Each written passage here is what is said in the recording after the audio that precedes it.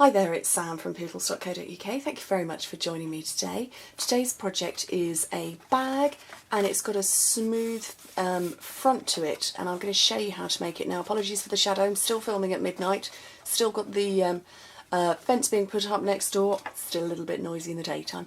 Anyway, back to this. I'm going to show you how to make it. This is Flower Pot and it's Tangerine Tango, and actually this twine is from the seasonal catalogue. But in the background, you probably can't see it, but each of these flowers has got a tiny yellow dot and it's the Hello Honey, hence why I've got Hello Honey going on here. But as ever, I'm going to make a different colourway. This time I'm going to use Back to Black, which is the black and white. The piece of paper that you need is 6 by 12 inches, which is basically half a sheet of designer series paper. And in metric, that is 15¼ by 30½ centimetres. Now, at this point, it doesn't really matter which way up you go. Which way do I want my scallops? I think that way down. It's on the long side, you score it at 1½ inches, 5¾ 7¼ and 11½ inches. And in metric, that's 4 centimetres, 14½, 18½ and 29.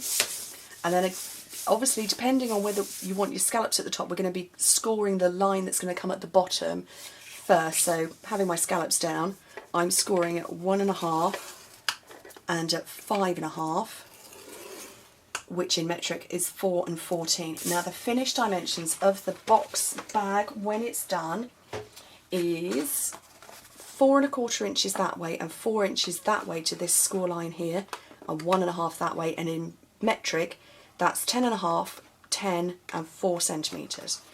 Okay, had to remember to do that. I'm doing my best. Now, which side are you going to see better? Over here, you perhaps can't see it, there are score lines in here, and that's stopping this box trying to close and pinch in any further. So grab your ruler, and from the top coming down, you want to score. You want to put a little mark on one of these smaller sections, these smaller score lines. Let me tip that so you can see it. There we go. Between these, you want to put a mark on here that's at 2½ inches, which is going to be about 6 centimetres.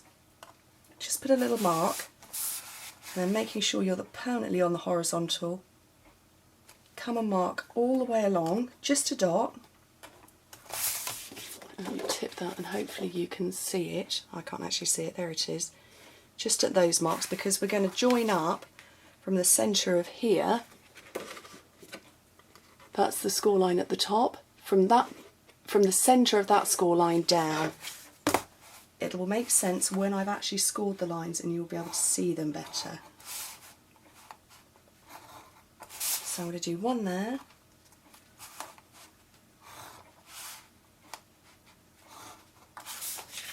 And if I tip that, you can hopefully see it. Is it? No, you definitely can't see it that side. It doesn't go, the point, the apex of this point doesn't go to the top, it goes to this score line here, and that is what's going to help this resist, and it's not going to score any further. I didn't want to put a score line across there, which is often what you'll see me do. I just didn't want to on this particular project because I wanted the smooth domed finish at the front. So fold your score lines, ignore the diagonal ones for the minute. I'll come and sort those out in a minute.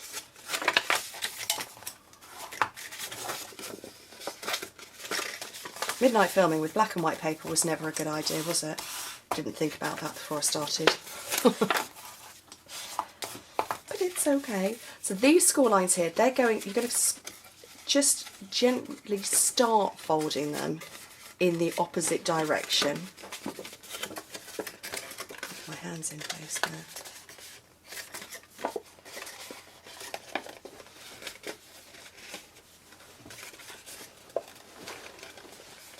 There we go. Is that one going to go? Okay. So the bits to remove, we've got a small rectangle down here. Get rid of that one. And then cut up all of these score lines.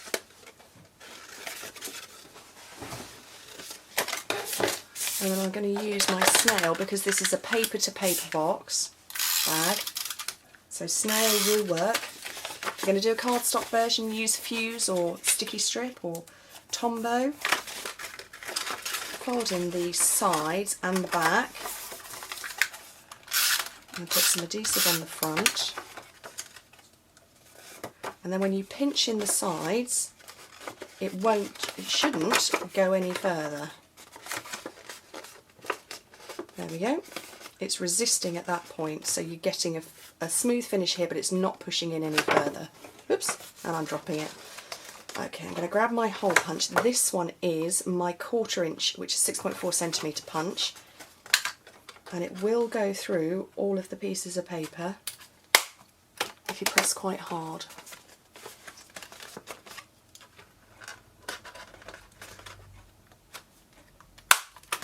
There we go. And then the ribbon I'm using this time, like I say, that was the Tangerine Tango and Whisper White that is from the seasonal catalogue. I'm using the Wild Wasabi because I think green looks gorgeous against black and white. Just cut this off to an angle.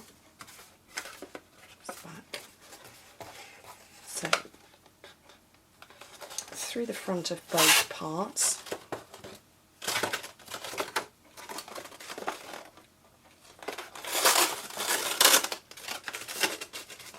Probably do with some pegs here right now to hold this shut, but I will just force it down onto the table for now. Pegs are great for holding things closed, aren't they?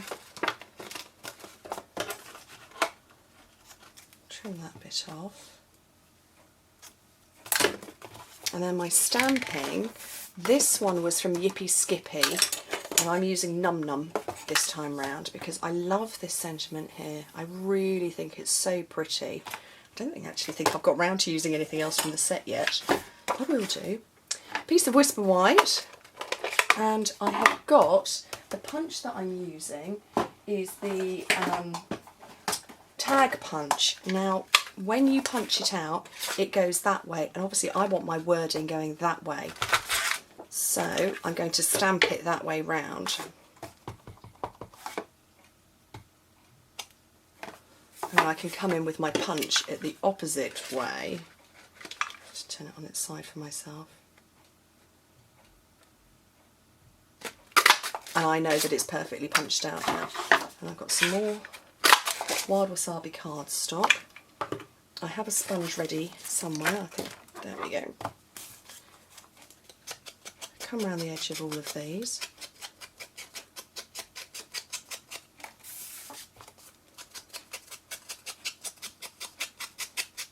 And then I used the Petite Petals and the Itty Bitty Accents to make those flowers. This time I'm using Boho Blossoms, so I love it.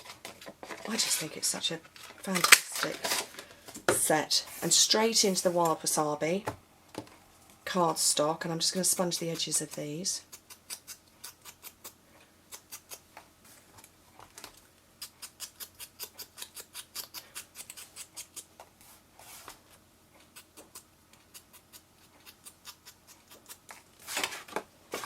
And then I'm going to lift them all up, and I'm going to put some candy dots in the middle of all of them.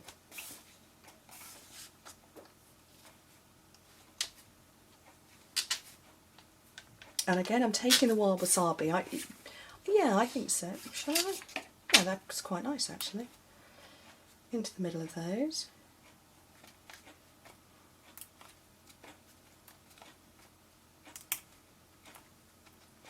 And then start lifting everything up. Now I'm going to offset layer my tags. So when you're offset layering, you put your dimensionals down on the bit that you want to cover up rather than in the middle of this, because you might risk putting them in the wrong place. So this is the side I want to cover. And I've got my mini glue dots for here.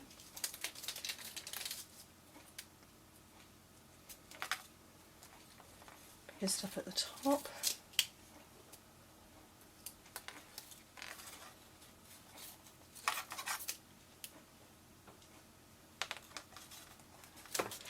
I have another couple on the back of this, and then pop it on my bag.